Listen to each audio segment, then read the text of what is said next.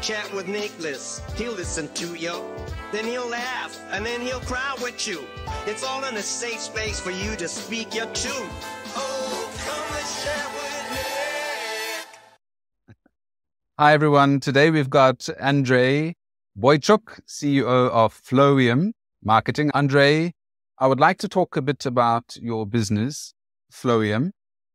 Email marketing, not everyone thinks it's a very sexy industry. Tell me how you chose to go into email marketing, and maybe a little bit about when you decided to start your business and how it's been going since 2017. I like how you said it's not sexy business, and it sounds like I have a pattern in my life, because you said you will later ask me about mobile homes, and it's another not sexy business. It looks like I'm just working in not sexy. I'm starting not sexy businesses.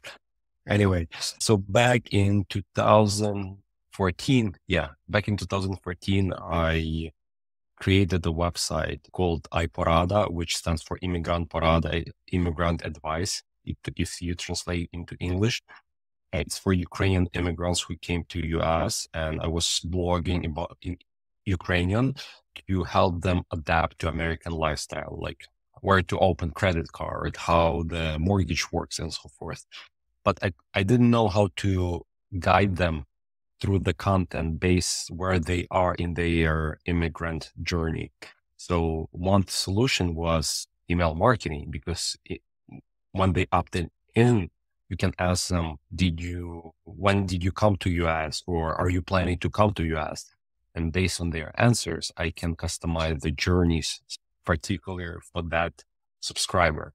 So I self-taught myself how to do it. Fast forward to December 2016, I quit my corporate job and kind of didn't know what to do next in my life. And while I didn't know what to do next, I ran out of all our savings with my wife and daughter. And I started freelancing just to survive. And on Upwork, the freelance platform, I noticed that people are paying for email marketing. I'm like, really? I thought everybody knows how to do email marketing. It's so easy. And no, but I found out that not everybody knows how to do email marketing.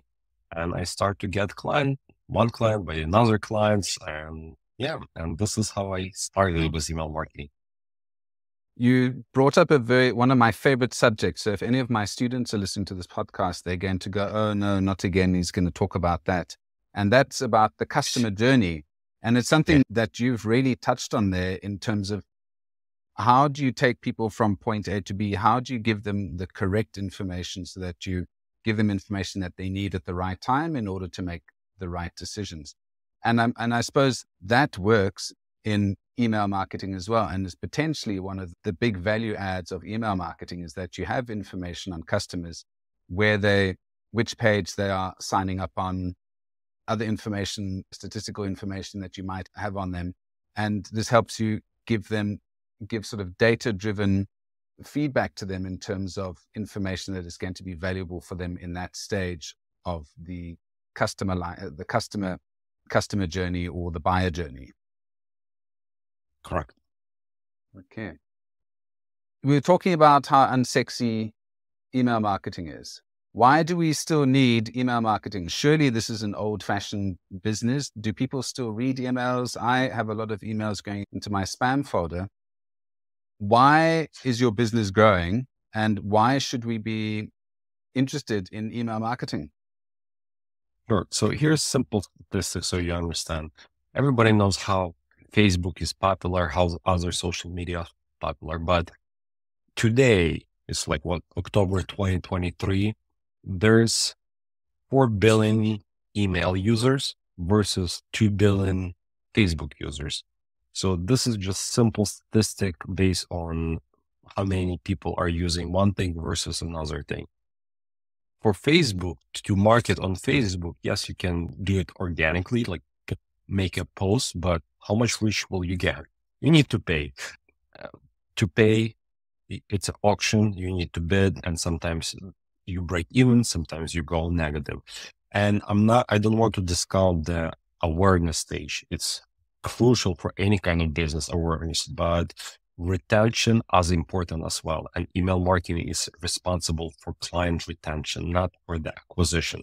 Yes, there's a few things you can run some kind of referral programs with email marketing, and maybe you might acquire new clients through email marketing, but it's not the acquisition channel. So I'm not saying Facebook or TikTok is better than email, because we are not comparing apples to apples.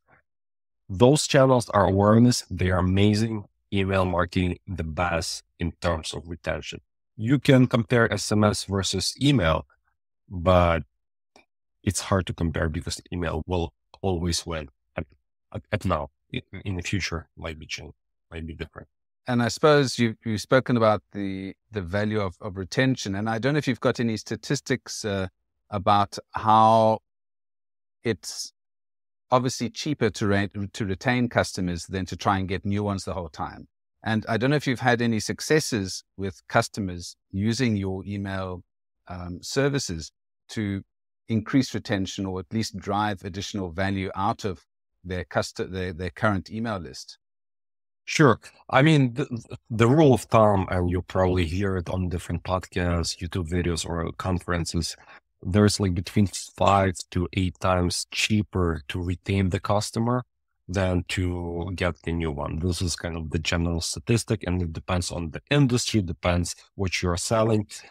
If you're selling mattresses, it would be harder for you to get the repeat client versus when you sell, I don't know, like protein powder. Like that customer will probably continue coming to you every 30 days to 45 days. In terms of, we never run the split test where like no email marketing and with email marketing. All our clients who comes to us, they already do good job with email marketing, but they want to go to the next level. And we typically focus on lifetime value of the customers, and our goal is always to, in retail, because we mostly work in retail with e-commerce, the biggest problem is to convert second time buyer in the third time buyer. So basically the first sale is easy, but the drop between first time to second times buyer is 80%. So it's only 20% converts to second time buyers. And this is kind of where email marketing helps to drive that percentage up. So the term that you've just brought up now is customer lifetime value. The companies that you work with that take email marketing seriously, how well do they know their customers, and how well do they know the customer lifetime value? Or is this something that you help them with? Do you have any tips for calculating or understanding customer lifetime value? Let me answer all your questions in a sequence. So first of all, in the past, when I started in my business, in most cases, I had to educate my clients what it is and how it works and why it's important. Now we have more like bigger brands, bigger like companies, and they already come to us not for email marketing solution, but they're coming with us. Hey, can you like increase customer lifetime value? And also what's the tip I have for somebody who calculating customer lifetime, it's good to know the customer lifetime value from start to finish, but also you need to kind of take it in chunks, because let's say if your business, like you're running the business for 15 years, you don't want one customer who buys for 15 years to jeopardize the other statistics. Yeah. So it's very important to understand also the time frame and when they become the customer. So there's complicated like cohort analysis, like all those there's tools that help you to do the analysis, but you just need to understand what you're looking for. So we'll talk about some of those tools later, but if people think about email marketing, they think of somebody sitting behind a computer, typing an email. Dear Nicholas, thank you for your purchase. Here's 20% discount on your next order. Thank you, CEO John. So all of these emails, I believe, are all now automated. These are quite complicated processes that you've got to create in the back end. It's not trying to replicate. It's not individualized emails over and over. What type of automation do you use? And do you use systems like HubSpot and Zapier for these kind of processes? Maybe just talk through what automation is, email automation is, and how you use it? Almost, let's say, majority of our ESPs or email marketing automation tools have already pre-built integration with system you use. For example, if we're talking about e-commerce tools like HubSpot, Klaviyo, ActiveCampaign, they have integration with Shopify, for example. If you are in B2B space, let's say HubSpot, they have everything internal. They have CRM and they have email marketing. So it's also integrated. Or if you use, in our case, we use Pipedrive for our CRM and we use Klaviyo for email marketing. And to tie those two together, we use the middle software, is what you just mentioned, Zapier, to connect them together. There's email marketing divided in two series of emails. First, email automations, drips, sequences. In different software, it's called differently. In Klaviyo, it's called Flow, for example. And campaigns are broadcast, newsletter, so something that you send it once to a specific segment of your list. Actually, there's few types how they can be triggered. They kind of the automation starts and start to send emails or takes to do some action. For example, what you just said, you made a purchase. I don't know, like you purchased the t-shirt you wear, right? That you purchased through online store, which hosted on Shopify. That signal sends to, let's say, to HubSpot. Say, hey, Nicholas purchased this shirt. Oh, sorry. Hey, this customer purchased this t-shirt. His first name is Nicholas. And if it's misspelled or it's all capitalized, the marketer needs to make sure, let's say, to format this so the system formats it, your name correctly. So it's not capitalized or it's not like everything lowercase. And the rest of the email is pre-filled. Maybe, oh, hi, Nicholas, you purchased X, Y, and Z t-shirt for X, Y, and Z number of dollars. Thank you very much, blah, blah, blah, and done. And here's 20% for your next order. So basically, it's a templated email, which adds few personalization. So this is how it works. What is the longest email automation that you've done? Is it 5, 10, 20, 30? What is the longest project that you've worked on in terms of the amount of emails? How many emails would a large client of yours develop? I mean, if we're talking about the now, so let me ask you, on average, we do between 45 to 70 emails for email automations. This is kind of our average. But if we're talking about only one automation, we did, I believe, 40 or 40 plus emails, close to 50 emails. And it was for a brand, maternity brand. When they entered, they like, hey, you're expecting? Yes. When is your due date? And based on that, we were sequencing, because it's how baby developed in the body. It's kind of the same process. And yeah, so it was the longest sequence in one automation that we created. That's a really nice example. Why I asked that is I've been trying to get a little bit more fit before we go into skiing season, and I joined a online gym, and there are multiple emails coming through every day, every week on different topics, and it's quite clever the way they do it. So it's all targeted to specific themes and where you are in your process. Yeah, I think 40 plus is a decent number. I want to talk a bit more about partnerships. For example, you mentioned Klaviyo, and I work with HubSpot quite a lot with my class. We do lots of certifications and so on. When working with a partner like Klaviyo, I see, I can't remember if it's a gold membership or what your level membership is with them, but what value do you get out of having a partnership directly with the software, and what value do they get from you?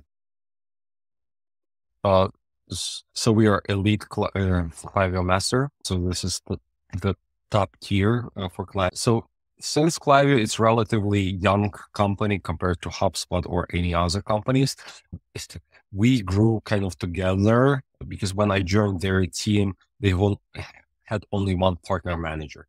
So at that moment, it was like very limited support. Like they didn't know what they were doing from partnership side. But right now they have a huge team. They have, I believe, 14,000 partners. So it's a big network of partners. So now the benefits we get from them is, of course, education, certification. Since we are elite, we have more tailored support as well. Sometimes we work on some marketing collaboration. We recently went to Utah seminar. In Utah, there was a big conference, and we went together and we had our booth next to each other. So it was kind of marketing collaboration, which we were trying to support each other. What kind of benefits they get from us? Of course, we drive a lot of business to them. I think that partner marketing team that you mentioned has such an important role because they are obviously helping keep you up to date with the latest things in the industry. And you as a business also tell them things that are not working in the system or things that could be improved, and they're learning from you the whole time. So those relationships are very important, I think, to nurture and grow. And as you said, you started out when they were quite small, and you're an elite partner now. And I'm sure that pays dividends in terms of them promoting you to potential clients. So definitely a good way of doing your own marketing as well is through these types of partnerships. Correct. You're an author as well. You've written quite a cool guide called the Black Friday, Cyber Monday, and Holiday Email Marketing Guide. Maybe talk a bit about that and what people, obviously we'll try and get people to download it, but give us an outline of what are they going to learn in this guide. Sure. It was back in 2020 or maybe back in 2021, we created this as a kind of lead magnet, it was kind of cheat sheet. And when we were ready to refresh it, I said, I cannot put my name on it. So we need to redo it from scratch. And we put the entire guide step by step, how to prepare for Black Friday, Cyber Monday, because this is the biggest period, season, holiday for all retailers. Actually, the entire Q4 is the busiest and the most successful for them, meaning the most revenue they generate in Q4. And so almost all retailers have either the same problems or the same challenges. So this guide I created as a step-by-step workbook, what to do to prepare and not to be as much stressed during the busy season. So we outlined the automations they should have in place. We outlined the email campaigns they should have in place, what kind of promos they should run, and so forth. So everything is included in the book. So I chatted to a very interesting guest this last week who is a bestseller on the Amazon bestseller list. And she mentioned to me that there are 16,000 categories under the Amazon book catalog. So I think if you had to create this into an actual book, you could have a bestseller on email marketing and how to focus on Black Friday. Do it. I'm sure that will be the next step. You've done your cheat sheet. Now you've done the guide. I think next step is to actually write a book. You touched on a bit earlier on mobile homes. And I thought that was an interesting move from selling mobile homes to email marketing. Maybe tell me, have you got any fun stories or interesting experiences that you had when selling mobile homes? Because when I think mobile homes, I think Trailer Park Boys, I think about Breaking Bad. So that's my thinking, but I'm sure I'm completely wrong. Yeah, I think there's a big stigma here in the US people perceive the mobile homes as the bad things. And in my lifetime, I went through over more than 200 different mobile home parks only in my area. And only one was so bad that I was kind of scared to go through in my car from all of them. But less than 10 were bad, but the rest was normal, like your average American kind of neighborhood, but instead of homes, they have a mobile homes. And the other probably 10% was so cool, so nice, so beautiful that like I want to have a house there. Yeah, it was, I work in corporate America, and was my kind of side hustle. I want to invest in real estate, but I didn't have much money. So instead of buying the houses, I was buying and flipping mobile homes. That's a different way to look at real estate. So that's very interesting. And but in US, mobile homes do not consider real estate. They consider as a vehicle. So that when you buy a mobile home, they don't give you title. They don't give you paperwork for real estate. They give you the same title you get for when you buy a car. Okay. So you buy, and it even have a VIN number. Okay. You basically just hire a parking spot then, I guess. Is there anything else we don't know about you that is interesting, Andriy? I mean, from the latest one, in March, I hiked Mount Kilimanjaro. Was my bucket list, and I just completed it. And on the second day of the hike, I said that I'm quitting and I'm going back because I had such a terrible mountain sickness or altitude sickness. It was, if you had hangover, just imagine hangover, which does not stop when you sleep, when you wake up, and it's like nonstop. And your brain is messing with you that like you don't have enough air and you cannot even like inhale the air, but it's just psychological. It's not real. So how did you push through? You said it's psychological, not through. How did you push through the hangover? I'm Ukrainian, and I went with Ukrainian group because I mean it's like my Ukrainian friends first of all invited me, and also it was much cheaper to go with Ukrainian group versus like I don't know, some other groups. Anyway, and when I said I'm going back, they said no, you don't. Like you already did 2 years, so they actually did not allow me to go back. So I'm like, okay, so I'll stay and move forward.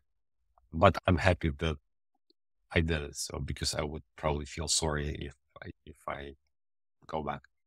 Exactly. Well, I'm sure they wouldn't have let you not do it, and you wouldn't have lived it down either if you hadn't have done it. So sometimes that peer pressure can just get you over onto the top of the mountain, which is why it's important to surround yourself with people stronger and better than yourself. Andriy, where can I send people to find out more about you and your business? Sure. Just go to Flowium. It's FLOWIUM.com, and you are able to find all the information about email marketing.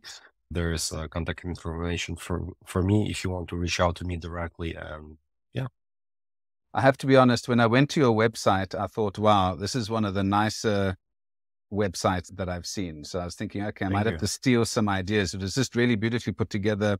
Very clean. You have very well developed design website as well, so I have to give you goodies as well. But yours really goes to call to action. Mine has zero call to action. So yours just says, are you ready? So I really like that. And I would recommend to people to have a look at your site in terms of what does a good sales website look like. So whoever did that, good job.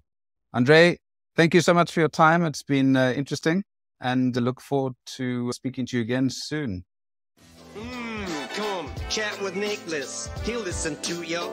Then he'll laugh, and then he'll cry with you. It's all in a safe space for you to speak your truth.